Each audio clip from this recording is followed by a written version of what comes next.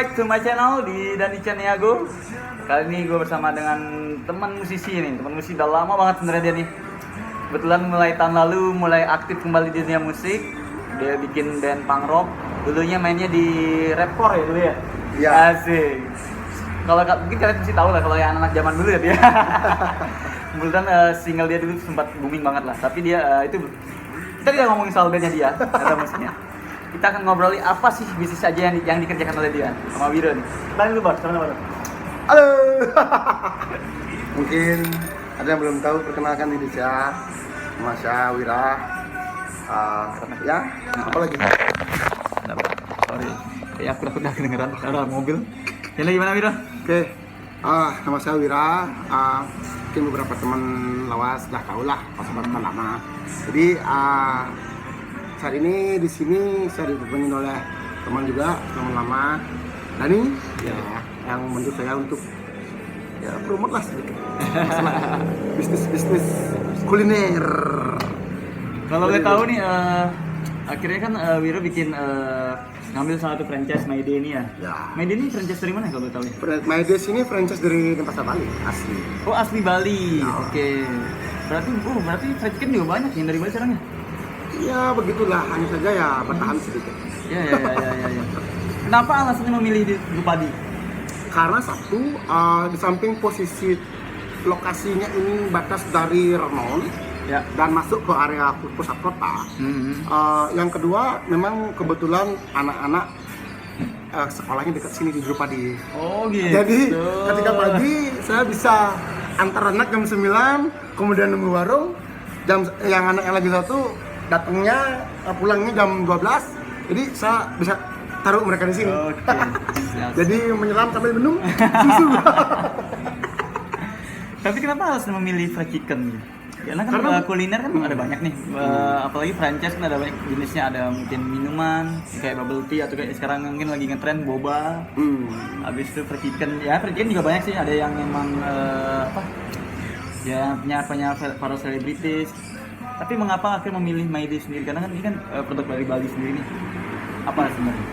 Satu, ya di samping ayam itu adalah makanan yang aman. Ya. Jadi bisa dikonsumsi oleh semua kalangan. Ya semua orang Contohnya orang Hindu ya kadang-kadang mereka makannya sapi nggak boleh. Ya, Nah, kalau sudah ayam mereka nasional. Ya. Kemudian dua, itu pikiran saya, ayam itu tidak ada habis-habisnya.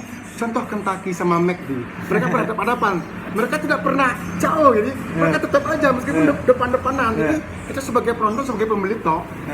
Maka dari itu terus pikiran saya, mereka kayaknya memang yakin betul ayam itu tidak ada habis-habisnya. Oke. Seperti itu. Nah, itu komitmen. Menarik juga sih, menarik sih. Kalau boleh tahu sendiri udah berapa tahun nih berjalan?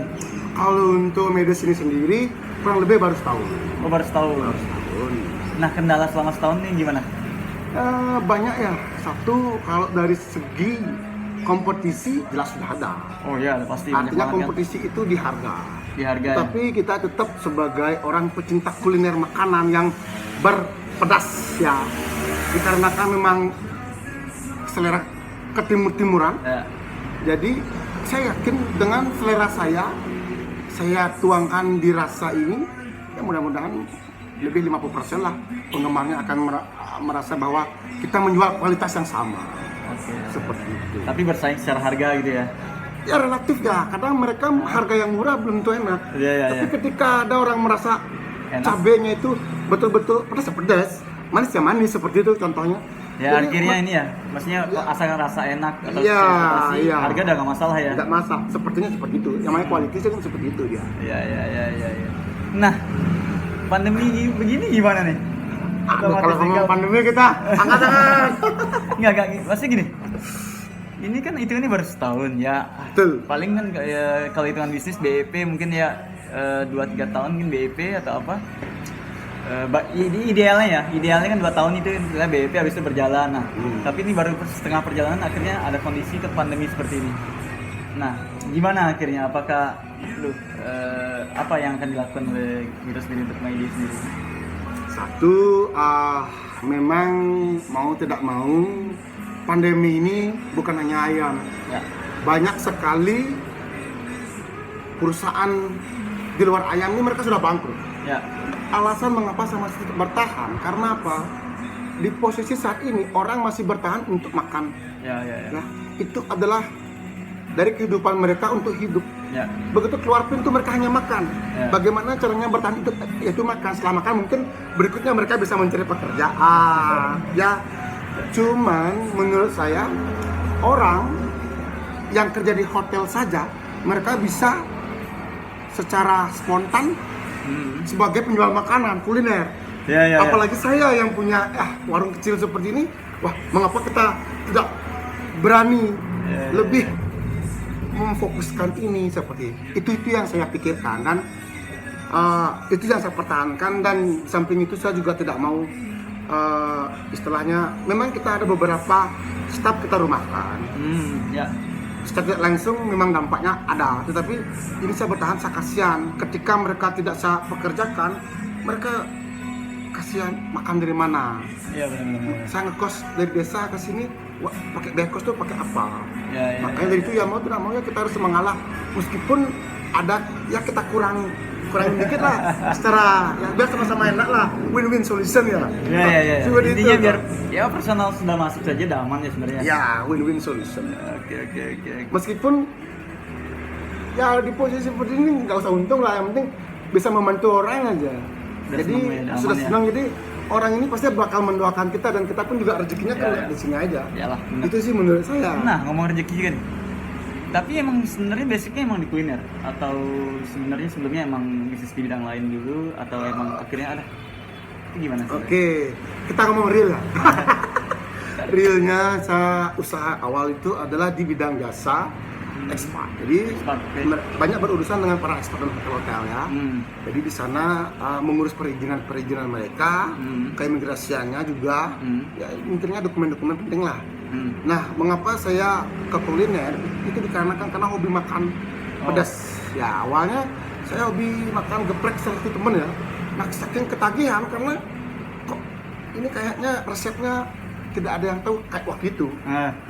Nggak ada yang tahu, ini rasanya kok saya ketagihan terus. Lama-lama akhirnya mengapa nggak saya buka aja bisnis ini istilahnya. Ya sambil menyelam minum susu lah. Sambil menyelam minum air. Habis itu juga ada tempat nongkrong juga kan? Ya, di samping teman-teman juga ya pengen ada tempat nongkrong. Saya pun juga saya cari karena lumayan dari rumah mencari anak di sini tempat lalang. Dan pemilihan tempatnya pun juga saya rasa banyak orang yang sudah tahu ya. Banyak tahu jalan tempat Ya. juga lah. Masih rame lah ini, jalan rame lah ini masih. Astungkar. Masih jalan rame lah ini. Ini kan jalan, walaupun yang jalan alternatif ya, tapi ini Ya. rata semua orang lihat sini nih, Iya. tempat ini. Ya seperti itulah. Nah, Pokoknya kalau mau- gitu gimana jadi? Ini kan anggaplah bisnis lain itu adalah di bidang agensi lah hitungannya ya. Pengurusan dokumen, surat untuk ekspor. Nah, tamu kan nggak ada nih. Nah, Itu masih berjalan apa stop nih sementara dulu? sementara himbauan dari pusat memang tamu itu posisinya stuck. Jadi yang memang di luar tidak bisa masuk, Yang masih yang di sini Dia tetap di terkeluar. sini. Oh, Karena gitu. pintu gerbang negara itu masih di lockdown. Sampai detik sekarang pun masih lockdown dia. Nah, mereka kalau misalnya masa tinggal di Bali sudah habis, mereka harus perpanjang dong atau ada kebijakan sebenarnya? Ada kebijakan. Jadi itu sementara di istilahnya bagaimana ditiadakan ya. Oke. Ditiadakan sejak mulai awal Februari kalau nggak salah ya. Itu ada kebijakan, tidak ada fee untuk tamu tinggal di sini. Ya istilahnya beban overstay seperti itu sudah tidak ada. Oke. Memang kebijakan pemerintah dan seluruh dunia rasanya seperti itu juga. Akhirnya mau nggak mau agensi pun juga sementara di stop dulu ya. Tapi kalau ada Karena- yang mau diurus pun masih bisa. Masih bisa. Oh. Karena ada beberapa dari pemerintah itu, contohnya kayak izin kitas ya. Itu kan mereka bukan imigrasi aja, ada dinas tenaga kerja. Ya. Nah, dinas tenaga kerja itu mereka bisa mengeluarkan izin-izin. Jadi tetap kita proses setengah sambil menunggu COVID ini mereda normal, baru diproses. Menarik nih kerja sampingnya. Baru tahu nih dia ternyata ngurusin buat soal kita soal apa. Nggak nyangka loh, ini anak pangrok ngurusin dokumen sama pemerintah loh ini. Ya kita setengah-setengah lah dulu. Dulu nggak kepikiran ya, kepikiran ngurus-ngurus apa sih ya seperti itu. Cuman akhirnya lama-lama mungkin karena nggak Jalannya gampang situ aja. ya? Jalannya ketemu sama orang-orang manajer, sama-sama expat kan lain kelasnya. Ya. Kalau kita paling hyper, kalau dia ada restoran. Jadi itu banyak yang selama 10 tahun belakangan ini banyak saya belajar mengapa saya sempat tidak eksis di musisi waktu itu. Fokus deh. Fokus ya, teman-teman pun juga mengaminin istilahnya, oh ya waktu itu sih teman-teman kayak GRX seperti tahu Ya. posisi. Ada beberapa masalah keluarga juga saya. Oke. Cuman yang namanya seni kita tidak bisa umpetin ya, kayak gimana ya. Iyalah, Seni ya tetap beda aja lah. seni, bagaikan emas meskipun di lumpur tetap aja berkilauan. Udah itu. Ini sih pikiran saya. Menarik nih ya, berarti soal expat nih, bener. Ya udah paling ngobrol-ngobrol singkat sore ini ya, karena ini masih menggunakan manual HP semua, jadi ngeditnya agak terbatas ini ya. Yaudah gitu ya teman-teman, sampai jumpa di revolusi berikutnya di Revolusi Bisnis.